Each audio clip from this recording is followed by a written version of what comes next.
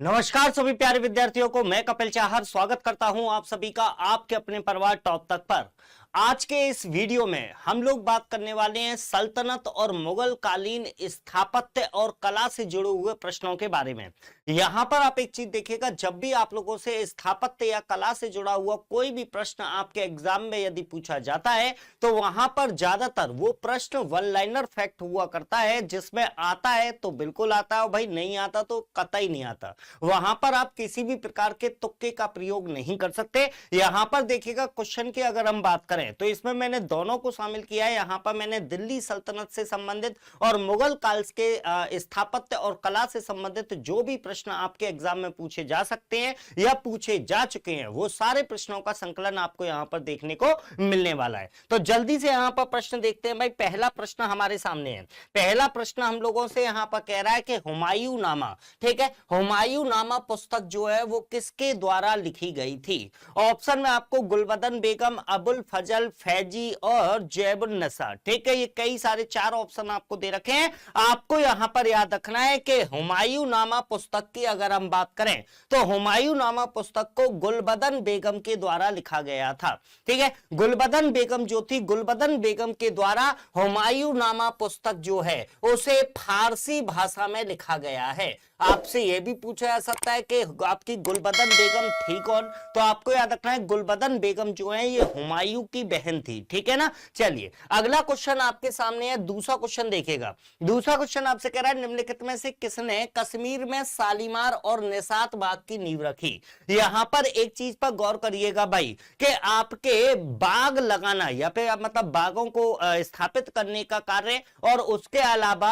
आपके चित्रकला से संबंधित महत्वपूर्ण कार्य जो किए गए हैं वो जहांगीर के द्वारा किए गए हैं। तो आपको याद रखना है कश्मीर में शालीमार बाग और आपका निशात बाग जो है, इन दोनों बागों की नींव किसके द्वारा रखी गई थी? तो आपको याद रखना है मुगल सम्राट जहांगीर के द्वारा। अगला प्रश्न आपके सामने है, मुगल वंश की निम्नलिखित में से किस इमारत के डिजाइन और वास्तुकला से उस्ताद ईसा संबंधित है? भाई ये तो वेल नोन क्वेश्चन है, सभी लोगों को इसका आंसर पता होगा। आगरा में स्थित ताजमहल, आगरा में स्थित ताजमहल जो है उसके जो वास्तुकार थे, उसके आर्किटेक्ट जो थे, उस आर्किटेक्ट के रूप में उस्ताद ईसा या उस्ताद ईसा का नाम जो है ये काफी ज्यादा महत्वपूर्ण है। अगला क्वेश्चन आपके सामने है, इनमें से कौन वीणा का, ठीक है, वीणा का एक कुशल वादक था? वीणा बजाने का मतलब एक बहुत अच्छा वीणा बजाने वाले शासक कौन सा था? ऑप्शन में आपको यहां पर शाहजहां, जहांगीर, अकबर, औरंगजेब दे रखे हैं। तो आपको याद रखना है कि वीणा बजाने में, ठीक है, आपके औरंगजेब जो है, औरंगजेब जो है वो आपके वीणा बजाने में पारंगत शासक था, ये आपको याद रखना है। अगला प्रश्न आपके सामने है भाई जोधाबाई महल, ठीक है, जोधाबाई महल जो है ये कहां पर स्थित है? तो आपको याद रखना है जोधाबाई महल की अगर हम बात करें तो ये आपका फतेहपुर सीकरी, ठीक है, अकबर के द्वारा जो अपनी राजधानी बनाई गई थी फतेहपुर सीकरी, फतेहपुर सीकरी में ही कई सारी इमारतें स्थित हैं, जिनमें से एक इमारत जोधाबाई महल है। और कौन कौन सी इमारतें हैं उनके बारे में अभी आगे भी प्रश्न आएगा तो वहां पर इनकी बात करेंगे।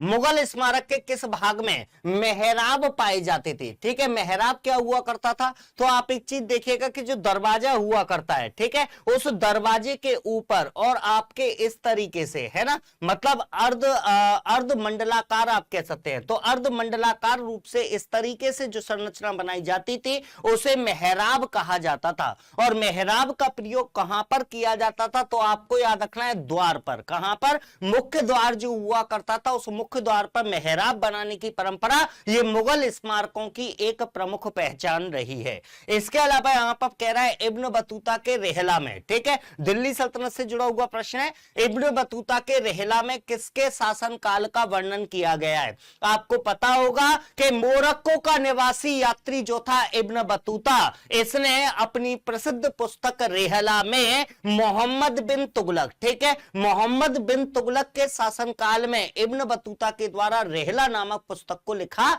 गया था। अगला प्रश्न आपके सामने है, दिल्ली में मेहरौली के पास स्थित प्रसिद्ध कुतुब मीनार का निर्माण कार्य किसने पूरा करवाया था? बड़ा आसान सा प्रश्न है भाई, सभी लोगों को पता होगा कि कुतुब मीनार को बनवाना जो प्रारंभ किया था वो कुतुबुद्दीन ऐबक के द्वारा किया गया था, लेकिन उसे पूरा करवाने का कार्य जो किया था वो आपके इल्तुतमिश के द्वारा किया गया था। क्लियर रहेगा? चलिए, निम्नलिखित में से कौन सही सुमेलित है? यहां पर बेसिकली भाई 4 शासक दे रखे हैं और उन 4 शासकों का आपको पूछा जा रहा है कि उनको कहां पर दफनाया गया था। ठीक है, ये आपसे पूछा जा रहा है। तो एक चीज देखिएगा, अगर हम बाबर की बात करते हैं तो बाबर को कहां पर दफनाया गया था? तो आपको याद रखना है, बाबर को काबुल में दफनाया गया। बाबर का मकबरा जो है वो कहां पर है? काबुल में है। ठीक है, आपको याद होगा बाबर जो था, बाबर की मृत्यु जब हुई थी तो बाबर की मृत्यु के समय सबसे पहले उसे आराम बाग, ये जो आपके आगरा में स्थित है आराम बाग, वहां पर दफनाया गया था, लेकिन बाद में उसे वहां से निकालकर और फिर ले जाकर कहां पर? काबुल में दफनाया गया था। ठीक है, अकबर की अगर हम बात करें तो अकबर का मकबरा जो है ये कहां पर स्थित है? तो ये आपका सिकंदरा में स्थित है। ठीक है ना। इसके अलावा आपसे कह रहा है जहांगीर की अगर हम बात करें तो आपको याद रखना है कि जहांगीर जो है, जहांगीर का मकबरा या जहांगीर को जो दफनाया गया वो लाहौर में दफनाया गया। और भैया आपसे पूछा गया था इनमें से कौन सा सही है, यानी ऊपर के 3 यहां पर गलत हो जाते हैं, तो सही कौन सा है आपको याद रखना है कि औरंगजेब जो है, औरंगजेब को कहां पर दफनाया गया? खुलदाबाद में। कहां? खुलदाबाद, जो कहां पर स्थित है? तो आपको याद रखना है ये महाराष्ट्र में स्थित है। किसी भी तरीके की दिक्कत नहीं होनी चाहिए। ठीक है, तो इसमें आंसर क्या लग जाएगा? 9 का आंसर लग जाएगा डी। अगला प्रश्न है आपके लिए, अबुल फजल ने अकबरनामा को कितने वर्षों में पूरा किया? अबुल फजल जो है भाई, अबुल फजल के द्वारा अकबरनामा जो पुस्तक है, इस अकबरनामा पुस्तक को बेसिकली 3 जिल्दों में लिखा गया है। इनमें से तीसरी जिल्द जो है उसी को आईने अकबरी के नाम से जाना जाता है। वैसे तो प्रमाण ये मिलते हैं कि कई लोग कहते हैं कि अलग अलग आता है कि इतने वर्षों में लिखा, इतने वर्षों में लिखा, लेकिन आपको याद रखना है यहां पर अगर आपको आंसर देना हो कि अकबरनामा को कितने वर्षों में पूरा किया गया था, तो ये 7 वर्षों में इसको पूरा किया गया था। अगला प्रश्न है आपके लिए रज्मनामा। ठीक है, रज्मनामा जो पुस्तक है ये किसका फारसी अनुवाद है? ठीक है, रज्मनामा के बारे में आपको याद रखना है ये महाभारत का फारसी अनुवाद है। क्या? महाभारत का जो फारसी अनुवाद है उसे आप किस नाम से जानते हैं? उसे आप रज्मनामा के नाम से जानते हैं। और याद रखिएगा, किसी एक विद्वान, किसी एक जो आपके लेखक हैं उसके द्वारा इसे नहीं लिखा गया, इसे लिखने में कई लोगों की भूमिका रही। कई लोग कौन कौन? तो आपको नाम याद रखना है नकीब खां। इसके अलावा आपको नाम याद रखना है बदायूनी। इसके अलावा आपको याद रखना है फैजी। और इसके अलावा भी कई सारे लोग शामिल थे। इन सभी के द्वारा मिलकर इसका अनुवाद किया गया था, महाभारत का अनुवाद किया गया था और उसे क्या नाम दिया गया था? उसे रज्मनामा नाम दिया गया था। अगला प्रश्न आपके सामने है, तुगलकाबाद शहर का निर्माण करवाया गया था। ठीक है, तो आपको याद रखना है भाई, दिल्ली में तुगलकाबाद नामक शहर जो है इसका निर्माण किसके द्वारा करवाया गया था उस समय पर? तो आपको याद रखना है गयासुद्दीन तुगलक जो है, गयासुद्दीन तुगलक के द्वारा तुगलकाबाद नामक शहर का निर्माण करवाया गया था। इसके अलावा प्रश्न है, तानसेन ने निम्नलिखित में से किस संगीत शैली वाद्य यंत्र का आविष्कार किया? तो देखो, मियां की तोड़ी, रुद्रवीणा, दरबारी कनाडा, इनमें से सभी। तो आपको याद रखना है भाई, वाद्य यंत्र आपसे पूछा गया है तो रुद्रवीणा जो है, रुद्रवीणा का आविष्कार आपके तानसेन के द्वारा किया गया है। बाकी मियां की तोड़ी जो है ये आपके तानसेन के द्वारा गाया जाने वाला एक प्रसिद्ध राग हुआ करता था। क्लियर है? बाबर द्वारा किस भाषा में तुझके बाबरी लिखी गई? ठीक है, बाबरनामा या फिर तुझके बाबरी, ये बाबर के द्वारा किस भाषा में लिखी गई थी? तो आपको याद रखना है इसे बाबर ने तुर्की भाषा में लिखा था। क्या? तुर्की भाषा में लिखा था। और इसके अलावा आपसे एक प्रसिद्ध प्रश्न और पूछा जाता है कि बाबर के द्वारा तुझके बाबरी में किन 2 हिंदू राज्यों का वर्णन किया गया था? तो आपको याद रखना है कि बाबर के द्वारा अपनी इस पुस्तक में विजयनगर साम्राज्य, विजयनगर, और इसके अलावा एक जो इन्होंने बताया था वो था आपका मेवाड़। ठीक है, विजयनगर और मेवाड़ इन दो हिंदू राज्यों का उल्लेख आपके बाबर के द्वारा अपनी प्रसिद्ध पुस्तक तुझके बाबरी में किया गया था। यह चीज आपको याद रखना है। अगला प्रश्न, एक और चीज, बाबर के द्वारा पद्य की एक शैली का आविष्कार भी किया गया था। बाबर के द्वारा पद्य की एक शैली का भी आविष्कार किया गया था, उसका क्या नाम था ये आप मुझे कमेंट बॉक्स में कमेंट करके बताएंगे। क्लियर?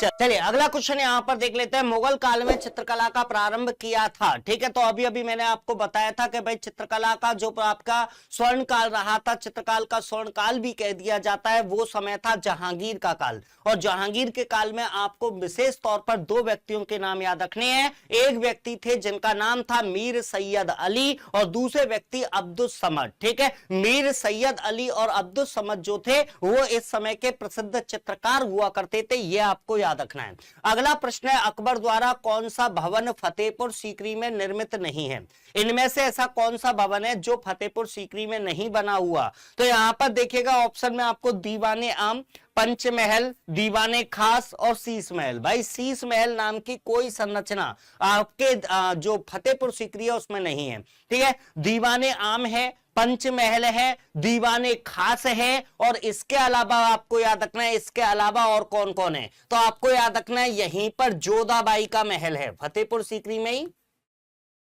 जोधाबाई का महल। इसके अलावा आपको याद रखना है यहीं पर मरियम का महल, मरियम का महल। इसके अलावा यहीं पर आपको याद रखना है बीरबल, बीरबल की कोठी, बीरबल की कोठी या बीरबल का महल। ठीक है, ये जो आपकी प्रसिद्ध संरचनाएं, ये आपकी प्रसिद्ध स्थापत्य जो हैं, ये आपके फतेहपुर सीकरी में ही बनाए गए हैं। और एक और चीज आपको याद रखना है, यहीं पर तुर्की सुल्ताना, ठीक है, तुर्की सुल्ताना की कोठी, ये भी यहां पर प्रसिद्ध है।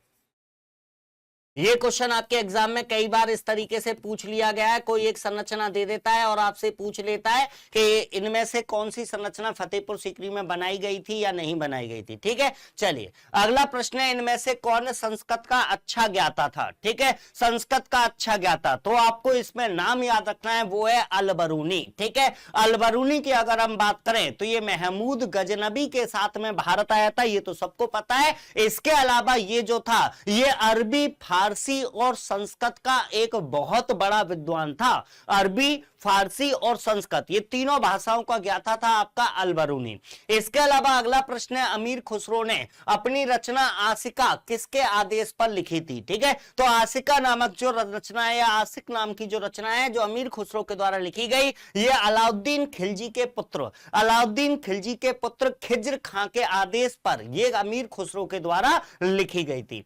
इसके अलावा देखिएगा इनमें से कौन सी पुस्तक अमीर खुसरो द्वारा नहीं लिखी गई? ऑप्शन में मजनू लैला दे रखा है, सिरीन ए खुसरो दे रखा है, नूह सिपेहार दे रखा है, और एक दे रखा है मुंतखब उल लुबाब। तो मुंतखब उल लुबाब जो है ये पुस्तक आपके अमीर खुसरो के द्वारा नहीं लिखी गई। तो आप कहेंगे सर किसके द्वारा लिखी गई है? तो आपको याद रखना है ये वाली प्रसिद्ध पुस्तक जो है ये खाफी खां के द्वारा लिखी गई है। किसके द्वारा? खाफी खां के द्वारा मुंतखब उल लुबाब को लिखा गया। स्वर्गद्वारी नामक शिविर एक किस सुल्तान से संबंधित था? ठीक है भाई, यहां पर देखिएगा 20वें प्रश्न की अगर हम बात करें तो ये स्वर्गद्वारी नामक जो शिविर था ये मोहम्मद बिन तुगलक के द्वारा बनाया गया था। ठीक है, मोहम्मद बिन तुगलक के द्वारा स्वर्गद्वारी नामक शिविर जो था ये गंगा नदी के तट पर 1339 ईस्वी में स्थापित किया गया था। कितने में? 1339 ईस्वी में गंगा नदी के तट पर मोहम्मद बिन तुगलक के द्वारा स्वर्गद्वारी नामक शिविर को स्थापित किया गया था। अगला प्रश्न आपके सामने है भाई, यहां पर आपको 4 लेखक दे रखे हैं और 4 उनकी पुस्तकों के नाम है। आपको इनमें से बताना है इनमें से कौन सा युग्म सही है, सही बताना है। तो यहां पर देखिएगा किताबों के अगर आप नाम देखें तो पहली ही पुस्तक यहां पर सही है, अलबरूनी जो है, अलबरूनी की प्रसिद्ध पुस्तक का नाम क्या है? तो आपको याद रखना है किताब उल हिंद।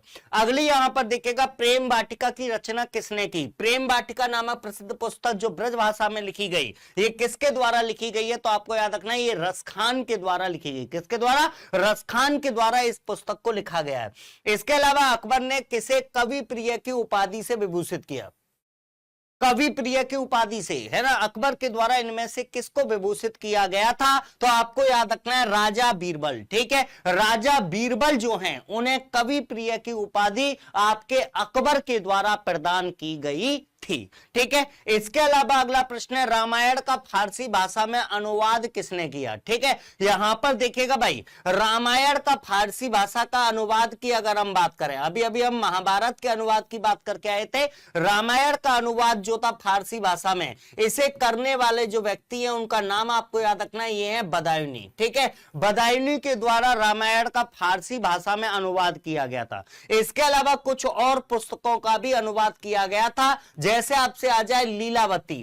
ठीक है, लीलावती का फारसी भाषा में अनुवाद करने वाले व्यक्ति का नाम अगर पूछ लिया जाए तो आपको नाम याद रखना है फैजी। ठीक है, और इसके अलावा एक पुस्तक है, उसका नाम है कालिया दमन। ठीक है, कालिया दमन जो पुस्तक है, इसका फारसी भाषा में अनुवाद करने का कार्य जो किया था, यह आपके अबुल फजल के द्वारा किया गया था। किसके द्वारा? अबुल फजल के द्वारा कालिया दमन जो पुस्तक है, इसका फारसी भाषा में अनुवाद किया गया था। यानी आंसर लग जाएगा इसका डी, अलाई दरवाजा। ठीक है, अलाई दरवाजा भाई जो आपके बेसिकली अलाउद्दीन खिलजी के द्वारा स्थापित किया गया था, ये कहां पर है? तो आपको याद रखना है दिल्ली में है।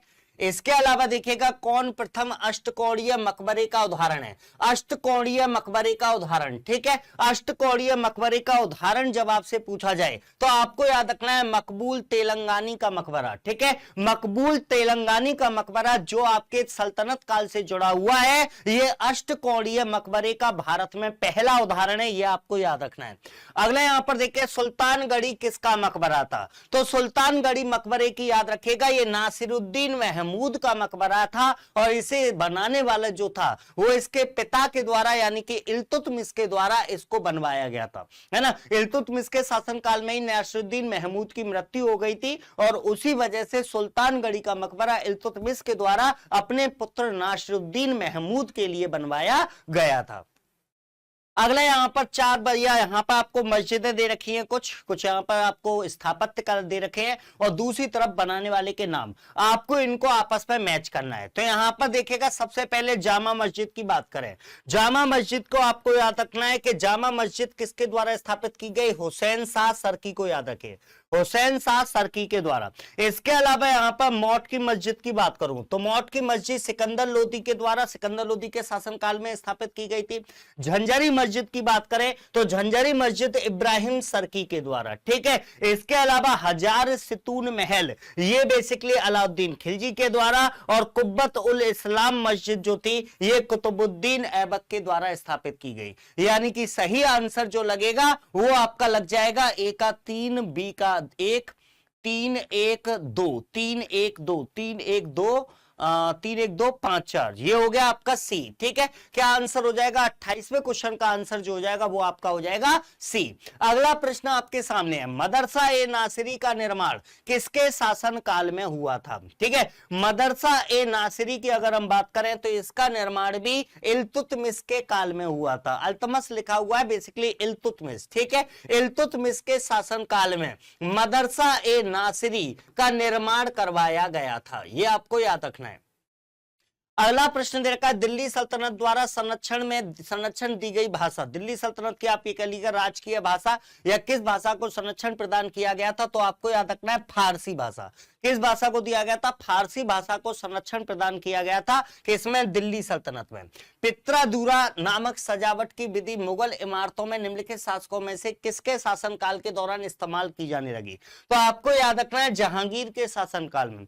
जहांगीर के शासनकाल में जहांगीर की जो पत्नी है, ठीक है, जहांगीर की जो पत्नी थी उनका नाम था नूरजहां।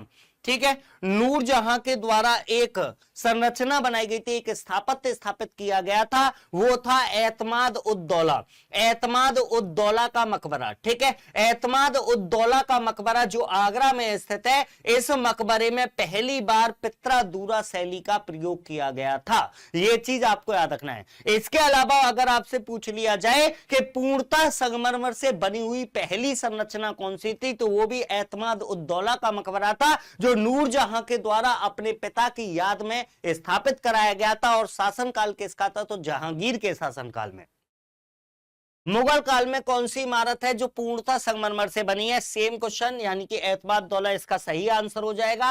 अगला प्रश्न है, चित्रकला की किस शैली को निहाल चंद्र ने समृद्ध किया? तो याद रखिएगा ये किशनगढ़ शैली, ठीक है, किशनगढ़ शैली, जिसमें बेसिकली आपके श्रृंगार से जुड़ी हुई संरचनाएं बनाई गई हैं, यहाँ पे आपके चित्र बनाए गए हैं श्रृंगार से संबंधित। उस किशनगढ़ शैली को आगे बढ़ाने का काम निहाल चंद के द्वारा किया गया था। आगरा के किले की मोती मस्जिद का निर्माण किसने करवाया? ठीक है, आगरा के किले की मोती मस्जिद के निर्माण की अगर हम बात करें तो आपको याद रखना है शाहजहां के द्वारा आगरा के किले में मोती मस्जिद का निर्माण करवाया गया था। भाई ये थे आपके सल्तनत काल से जुड़े और मुगल काल से जुड़े स्थापत्य और कला से जो भी प्रश्न आपके यहां पर पूछे गए हैं या पे पूछे जा सकते हैं, इंपॉर्टेंट हो सकते हैं। वीडियो यदि अच्छा लगा हो तो इसे लाइक और शेयर करना मत भूलिएगा, चैनल को सब्सक्राइब करना मत भूलिएगा। नेक्स्ट वीडियो में बढ़िया सी नई सी किसी और इंफॉर्मेशन के साथ आपसे दोबारा मुलाकात करेंगे। तब तक के लिए जय हिंद, जय भारत।